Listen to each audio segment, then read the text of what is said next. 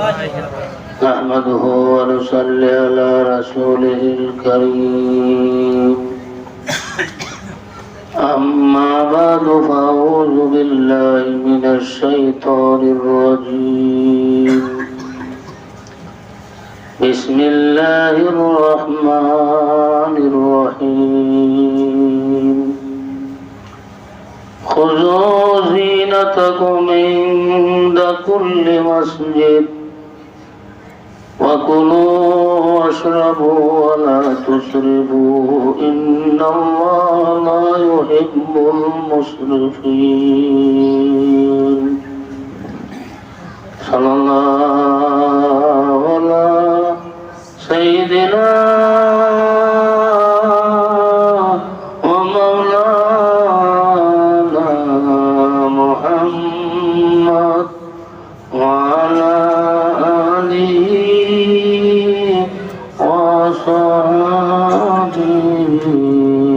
وسلم صلى الله على سيدنا ومولانا محمد وعلى آله وصحبه وسلم মুফতি সাহেব আলী রহমাতুল্লাহ আলাইহি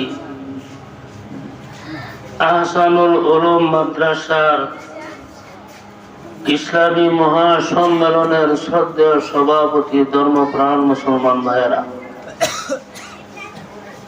আপনারা অনেক কষ্ট করছেন,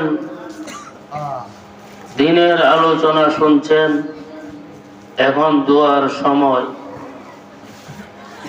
আমি লম্বা চূড়া আলোচনা করব না, দুইটি কথা আমি আপনাদের খেদমতে পেশ করব।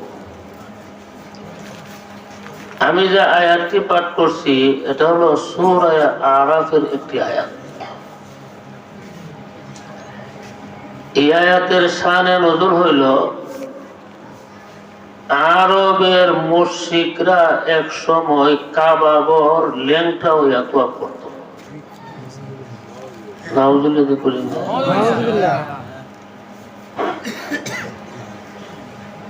এদেরকে যখন জিজ্ঞাসা করা হতো তোমরা উলঙ্গ হইয়া আল্লাহর ঘর তোয়াফ করো কেরে, তখন তারা জবাব দিত যে কাপড় পরে আমরা পাপ করছি এই কাপড় পরে কাবাগর তোয়াফ করা বিয়াদবি। মুফতি সাহেবরা ল্যাংটা হইয়া কাবাগর তোয়াফ করা বিয়াদবি না, কাপড় হইয়া তোয়াফ করা বলে বিয়াদবি। এটা ছিল তাদের একটা বদ অভ্যাস। আরেকটা অভ্যাস ছিল এরা হজের দিন খানা খাইতো না, শুধু কতটুক পরিমাণ খাইতেন যাতে শ্বাস প্রশ্বাসটা চালু থাকে। তাদের এই কুপ্রথাকে রহিত করার জন্য আল্লাহ তাআলা সূরাতুল আরাফের এই আয়াতটা নাযিল করেছেন। খুযূ যিনাতাকুম ইনদা কুল্লি মসজিদ, প্রত্যেক নামাজের সময় তোমরা সুন্দর পোশাক পরিধান করো।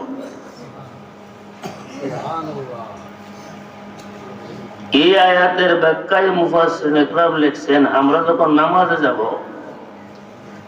তখন আমরা মনটারে বলতে হবে আমরা কার দরবারে যাইতেছি। কার দরবারে? হ্যাঁ, আচ্ছা, বাংলাদেশের প্রধানমন্ত্রী যদি আপনাকে দাওয়াত করে যে আমার কার্যালয়ে ডিসেম্বরের 10 তারিখ আসবেন, তখন আপনি চেষ্টা করবেন আমার সবচেয়ে দামি পোশাক যেটা এটা করে দেব,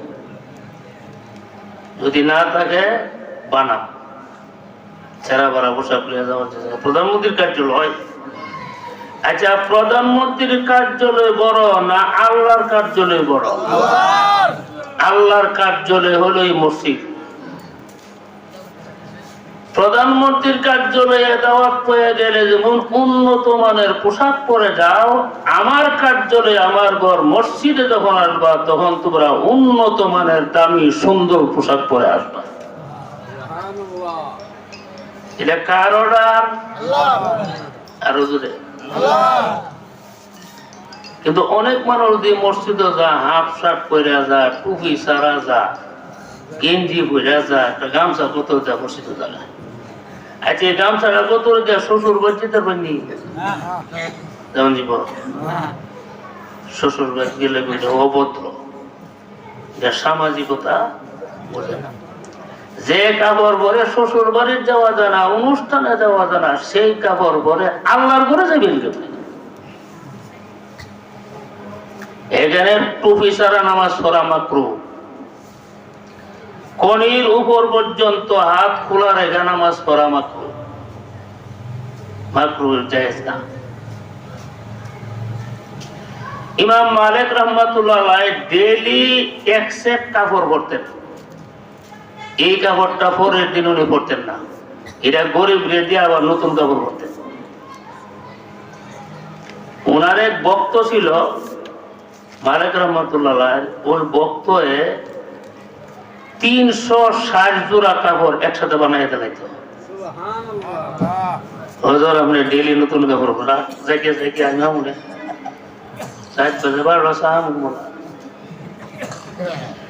360 দিনে এক বছর না আমার যে রাস্তা দাইছি আল্লাহ ও আল্লাহ আল্লাহ মাফ করুন, গাড়ির দাম শেষ।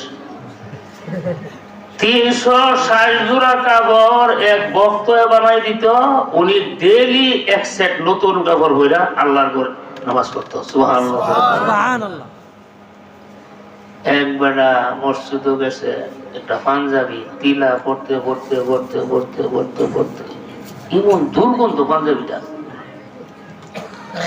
জিগাইলাম চাচা পাঞ্জাবিটা ওই পাঞ্জাবিটা নামাজ লিখে রাখছি, জীবন হতো না। আমি বলি তোমার নিয়ত কত খারাপ হয়েছে। আচ্ছা এই পাঞ্জাবি এবারে তুমি শ্বশুর বাড়ি যেতে পারবে নিব, শ্বশুর বাড়ি গেলে সাড়া যাবে নিব, যে পাঞ্জাবি বেড়ে শ্বশুর বাড়ির গেলে চালাতে পারে, ওই পাঞ্জাবি বেড়ে আল্লাহর বাড়ি যাবে কেমনে? তোমার কাণ্ড কি আর নাই? বুঝাইছি না আপনার ব্যাপারটা? এরপর আল্লাহ বলো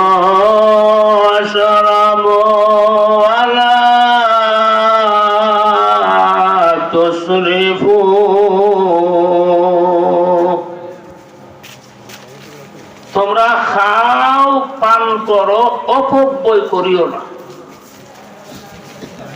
তাহলে আল্লাহ কি অহন দিতে হলে চিন্তা করো কমিয়া আমার বয়ান বইটা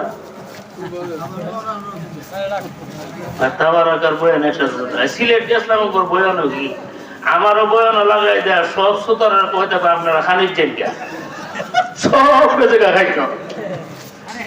আমি গেলাম তো আমার এগুলিকে বইলাম আমরা যদি নিয়ম আমরা আমরা করতে পারি। আচ্ছা খাইয়া দেয় মানুষ রাইবো, খাইয়া দেওয়ার জন্য বেঁকে দেবে আপনারা দোয়া না করে যাবেন নি? কেনা কেনা হাত তুলেন, আল্লাহ আমরা দোয়া করার তৌফিক দান করেন। আল্লাহর অর্ডার হলো খাও পান করো। এই কারণে প্রয়োজন অনুপাতে খাবার খাওয়া প্রত্যেক মানুষের উপর ফরজ। কেউ যদি দরকার পরিমাণ না খায় মরে হেলাপ করছে, এর দ্বারা বোঝা গেল মানুষ যে কোন একটা দাবি দেওয়া আদায় করবার লাগে অনসন্দেহ না খায়া রাজপথে শুয়ে থাকে, এটা কোরআন বিরোধী। ঠিক না বিটি? না খায়া আন্দোলন করার কোন বিধান কোরআন শরীফে নাই। যদি হালাতে মারা যায় সে জাহান্নামে যাবে।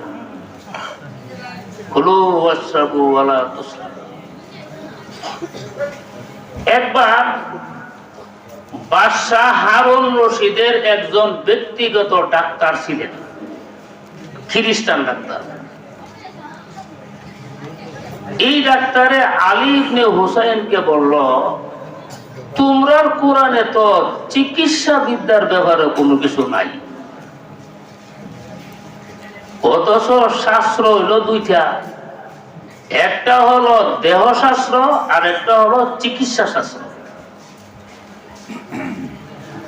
আলী ইবনে হুসাইন বললেন, শোনো, আল্লাহ তাআলা পবিত্র কোরআনের অর্ধেকটা আয়াতের মধ্যে চিকিৎসা শাস্ত্রের যত সূত্র আছে সব ঢুকাইয়া রাখছে, বাদ রাখছে না। তখন খ্রিস্টান ডাক্তার বললো কোনটা, তখন তিনি আয়াত পড়ছে, কুলু ওয়াশরাবু ওয়ালা তুসরিফু, তোমরা খাও পান করো, ইসরাফ করো না, অপব্যয় করো না।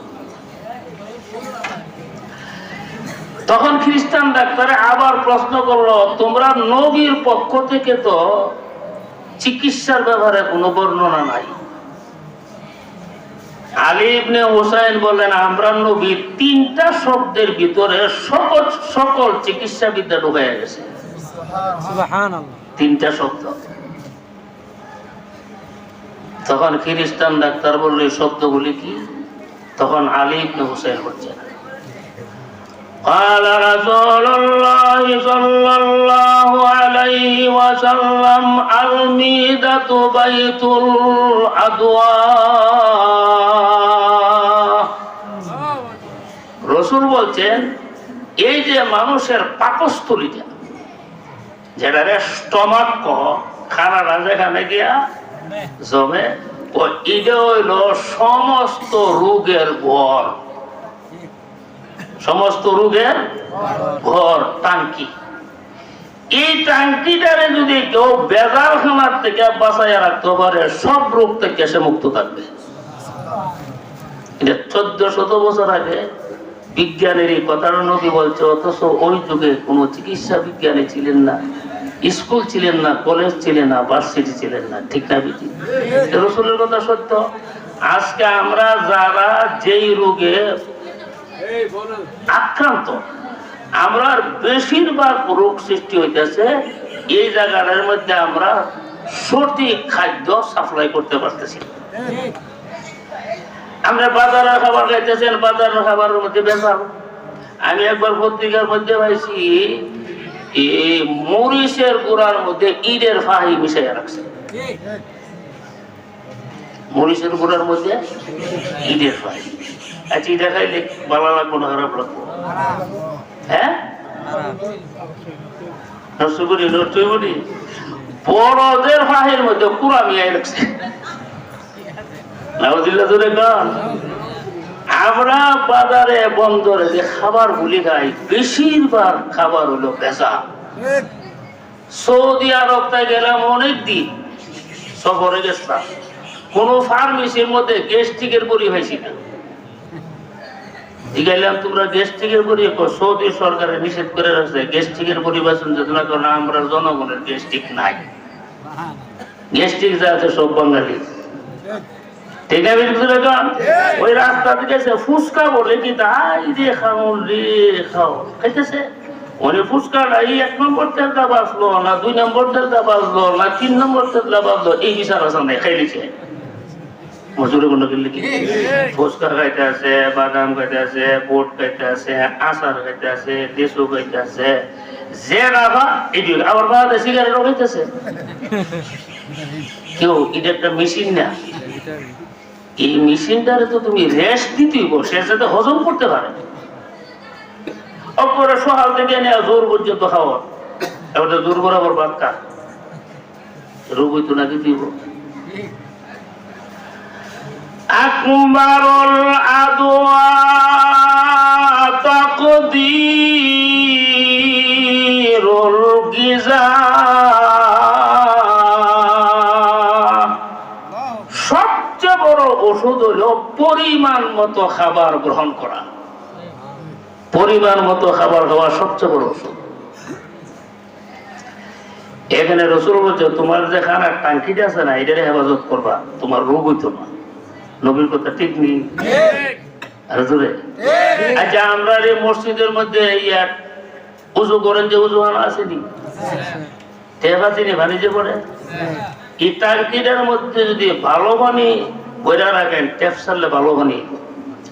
আর টাঙ্কিটার মধ্যে ময়লাযুক্ত পানি বইরা রাখলে ময়লাযুক্ত পানিও হয়।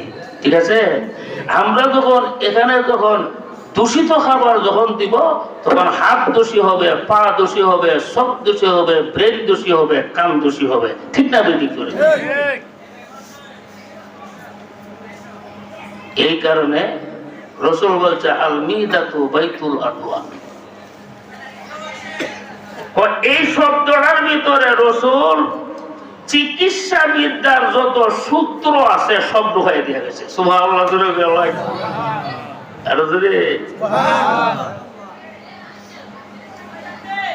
কম খাওয়ার মধ্যে 5টা ফায়দা।